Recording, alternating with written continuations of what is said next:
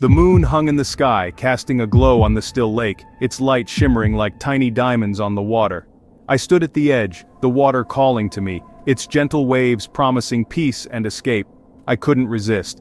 The cool water was a welcome break from the hot summer night, the air thick with humidity and the scent of pine.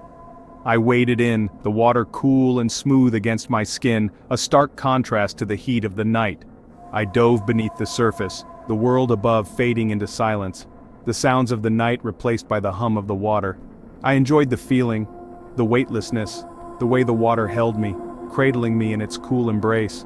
I swam further out, the shore becoming a distant silhouette against the moonlit sky, the lights of the cabins flickering like fireflies.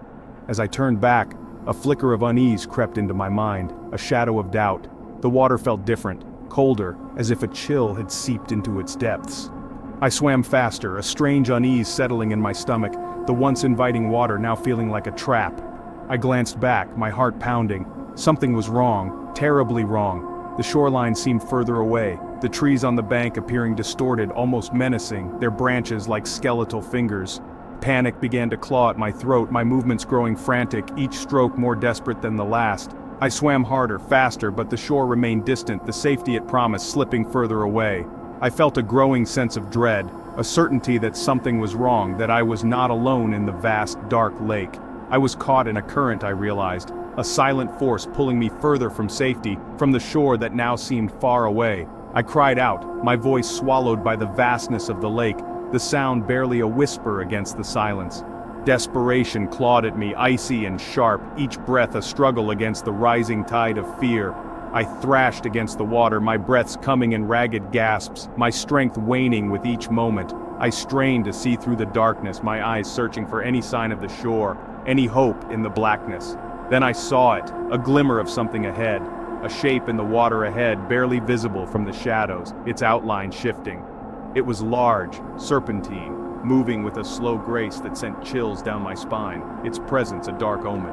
Terror, raw and primal, seized me, my body frozen in fear. I knew with a sickening certainty that I was not alone, that something ancient and malevolent shared the water with me. I tried to change direction to escape the pull of the current and whatever lurked beneath the surface, my movements frantic. But it was too late. The realization hit me like a wave, the futility of my struggle sinking in. The shape was closer now, its form becoming clearer, its eyes glowing with an eerie light. Two eyes, glowing with an eerie light, pierced the darkness, fixed on me with an intense gaze. I screamed again, a sound choked with terror as the creature surged upward, its massive form breaking the surface, a nightmare made real. The last thing I felt was the icy touch of the creature against my skin, a chilling reminder of the terror that awaited me in the dark water, a final, cold embrace. The flames crackled happily, their warmth comforting in the cool night air. Shadows danced on the trees, creating a mesmerizing effect. We sat around the campfire, our laughter echoing through the night, showing our strong bond. We were deep in the woods, far from civilization. Our campsite a small island of light in the vast darkness, a beacon of safety and friendship. We shared stories and jokes, enjoying our summer getaway and the chance to reconnect. As the night grew darker and the fire began to die down, I felt a shiver of fear. I felt like someone was watching us from the darkness beyond the firelight, making my skin crawl. I thought it was just my imagination, a trick of the shadows, but the feeling stayed. The feeling grew stronger, gnawing at my nerves. I stared into the darkness, looking for any sign of movement, my heart pounding. The shadows seemed to twist into human-like shapes, their movements unsettling.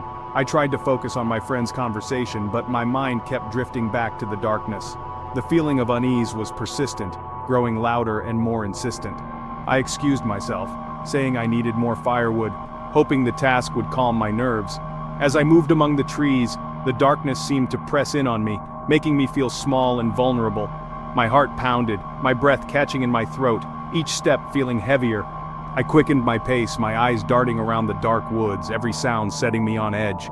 I bent down to gather branches, my hand brushing against something cold, sending a jolt of fear through me.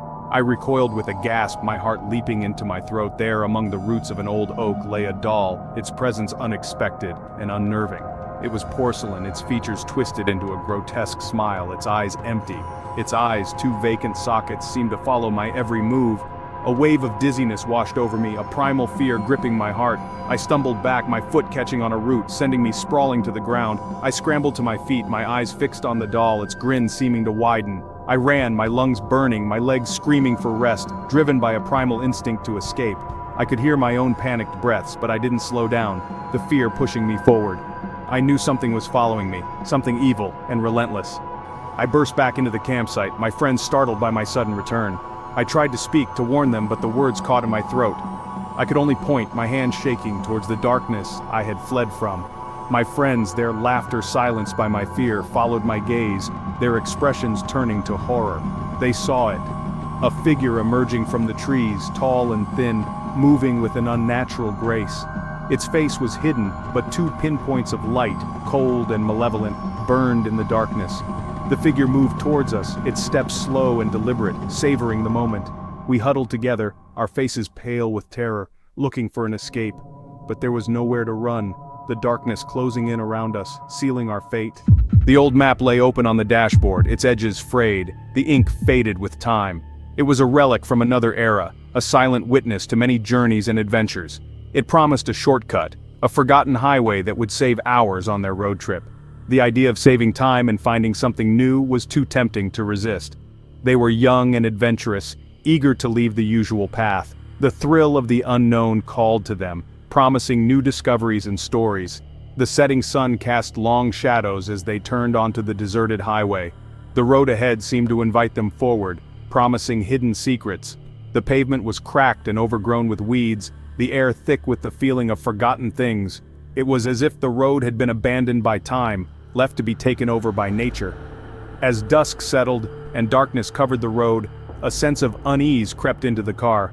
The once exciting adventure now felt like a journey into the unknown, full of unseen dangers. The silence was unnerving, broken only by the hum of the engine and the occasional cry of a night bird. Each sound seemed louder in the stillness, a reminder of their isolation.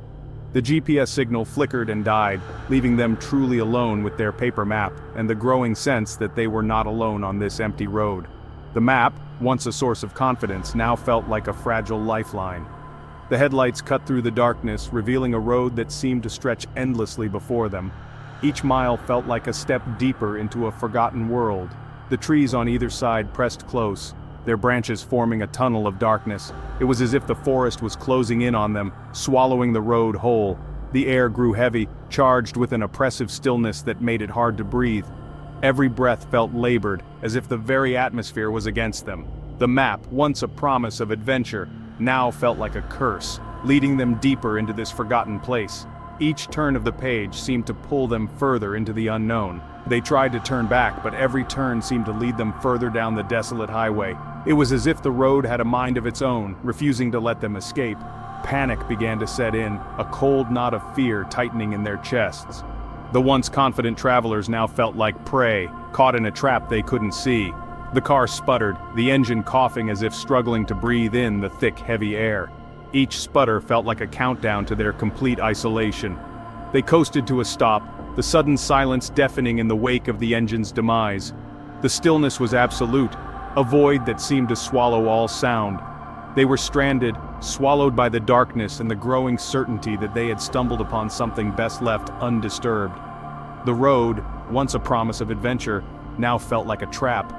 Outside, the wind picked up, rustling the leaves of the trees and carrying with it the faintest hint of a melody. It was a sound that seemed to come from everywhere and nowhere at once. It was a haunting tune, melancholic and chilling, its source impossible to place. The melody seemed to weave through the trees, a ghostly presence that sent shivers down their spines. The hair on their arms stood on end, their bodies reacting to an unseen presence. Then, they saw it. A figure, barely visible in the gloom, standing in the middle of the road. A figure standing in the middle of the road, illuminated by the car's headlights. It was an eerie sight, like something out of a nightmare. It was tall and slender, its form hidden by what appeared to be a long, flowing coat. The figure seemed almost otherworldly, a ghost from another time. Its face was hidden in shadow, but 2 points of light, an unnatural, piercing yellow, stared back at them from the darkness. The eyes seemed to bore into their souls, unblinking and relentless. Terror, raw and primal, surged through them. It was a fear that went beyond reason, a deep-seated instinct to flee from the unknown. They were trapped, their car a metal cage in the face of whatever lurked on this forgotten highway. The sense of helplessness was overwhelming. The figure moved closer, each step slow and deliberate, its eyes never leaving theirs. It was as if it was savoring their fear, feeding off their terror. The melody grew louder, filling the air, a mournful dirge that seemed to seep into their very bones. It was a sound that spoke of loss and despair, a lament for the forgotten. They fumbled with the car doors, their fingers clumsy with fear, but they wouldn't open. It was as if the car itself was keeping them trapped.